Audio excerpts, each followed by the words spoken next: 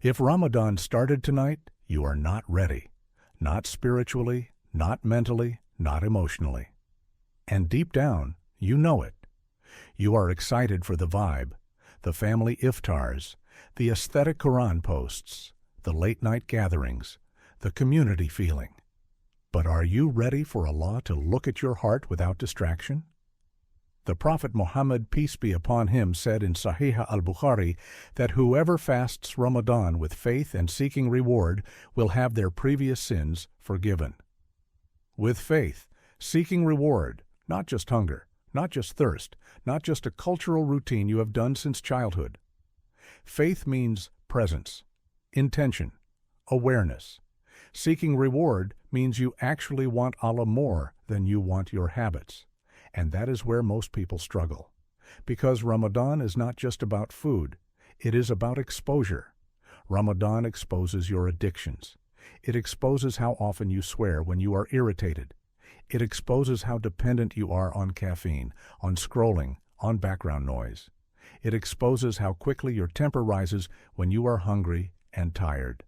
The Prophet Muhammad, peace be upon him, said in Sahih Muslim that when one of you is fasting, he should not speak obscenely or act ignorantly.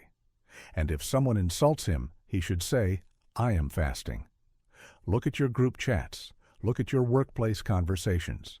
Look at how casually inappropriate jokes are made between men and women in the office, and everyone laughs because it is normal now. Will you say "I am fasting" when the conversation crosses the line, or will you still participate because you do not want to seem extreme? Ramadan is not just about avoiding food. It is about protecting your dignity. And here is the uncomfortable truth. Some of you are more disciplined with your intermittent fasting diet than you are with the fast Allah obligated on you. You research macros, you track calories, you optimize sleep cycles. But when it comes to Ramadan, you wing it. No Quran plan, no dua list, no strategy to fix the sins you already know are destroying you. Ramadan is not meant to be survived. It is meant to transform you, and transformation requires intention before the month begins. Right now, ask yourself, what sin do you already know will follow you into Ramadan if you do not confront it today? Is it the private scrolling late at night? Is it the music you cannot let go of? Is it the flirtatious tone you use at work that you justify as being friendly? Is it the sarcasm and swearing that has become part of your personality? The Prophet Muhammad, peace be upon him, said in Sahih al-Bukhari that there are people who get nothing from their fast except hunger and thirst. Nothing. Imagine fasting all day, standing in prayer at night, and still walking away empty. Not because Allah is unjust, but because the heart refused to change. Ramadan magnifies what is already inside you. If you enter distracted, you will leave distracted. If you enter sincere, you will leave elevated. The month is coming whether you prepare or not.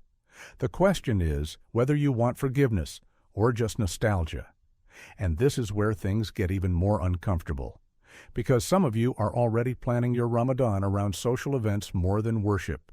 You are thinking about which masjid has the best reciter, which iftar will have the best food, which night to take pictures for Instagram with the caption Ramadan vibes.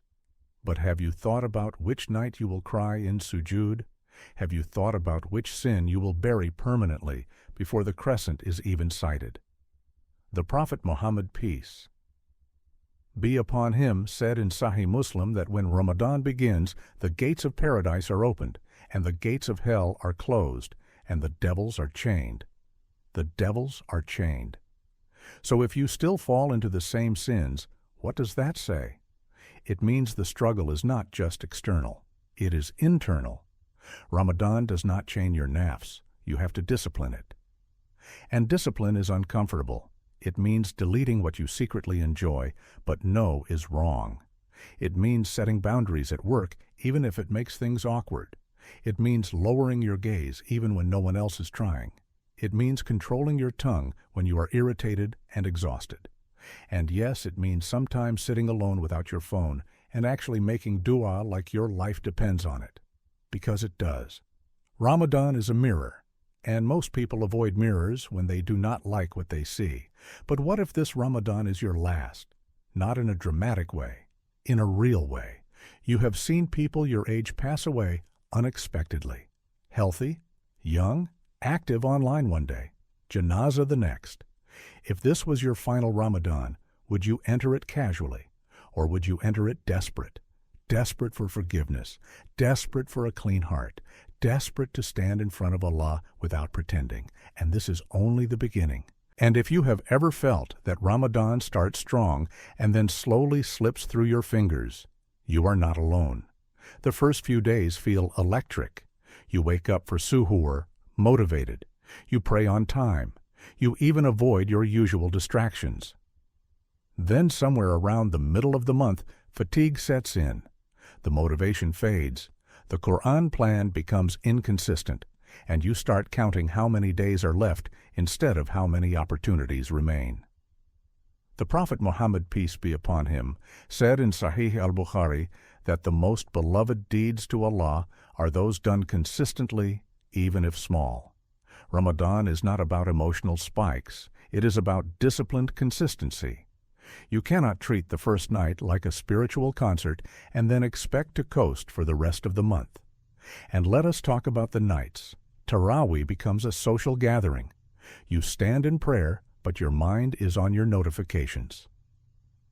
You finish and immediately check your phone. You compare reciters. You critique length. You complain about how long the imam stood. But when you binge a series for 2 hours, you never complain about the length.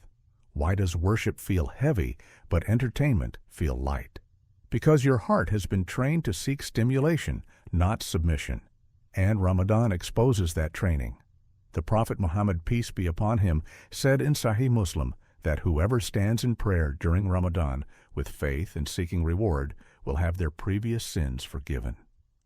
Standing, not scrolling while standing, not daydreaming while standing, standing with presence. And yes, you will get tired.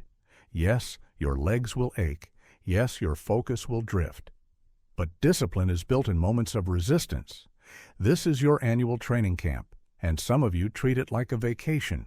You sleep through the day, you overeat at night, you stay up until Fajr watching random videos.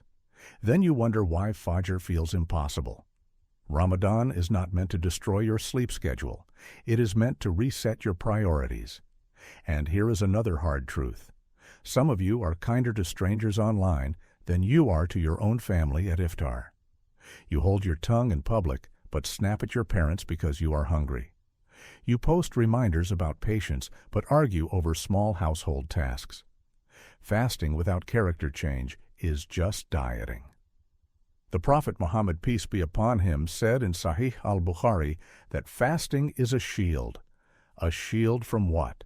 From sin, from anger, from ego.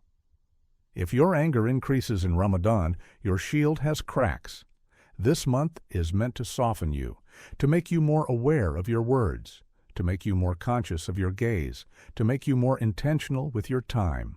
And if halfway through the month you feel yourself slipping, do not give up. That whisper that says you already ruined it, so what is the point, is not from Allah. Renew your intention immediately. Even if you failed yesterday, even if you failed this morning, Ramadan rewards return. And as we continue, we need to address something people rarely talk about. What happens after Eid? Because the real test of Ramadan is not how you start. It is who you are when it ends. And that is where we are going next. And when Eid arrives, many people feel relief instead of loss. Relief that the hunger is over. Relief that the schedule returns to normal. Relief that discipline can relax.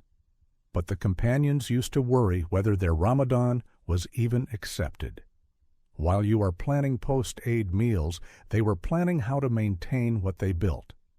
The Prophet Muhammad, peace be upon him, said in Sahih Muslim that deeds are presented to Allah, and He loves that a person meets Him in a state of good action. Ramadan trains you for consistency beyond the month. If your Quran closes on Eid and stays closed until next year, Ramadan did not transform you.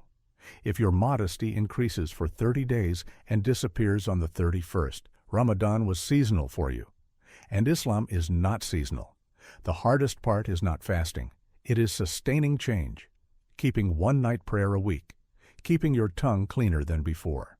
Keeping your gaze lower than before. Keeping one daily portion of Quran, even if small. This is where sincerity is proven. Anyone can be religious when the whole world around them is fasting. But who are you when the devils are no longer chained? Who are you when no one else is posting reminders? Who are you when the masjid is no longer full? Ramadan is the spark. The rest of the year is the flame. And if you are serious about not letting this Ramadan be another emotional cycle, then the next episode will confront something deeply personal. Your private sins in Ramadan. The ones no one sees. The ones you justify because you are still fasting publicly. The ones that quietly eat away at sincerity. Do not miss what comes next, because if you fix that, this Ramadan could be the one that changes your entire trajectory. Stay in the playlist.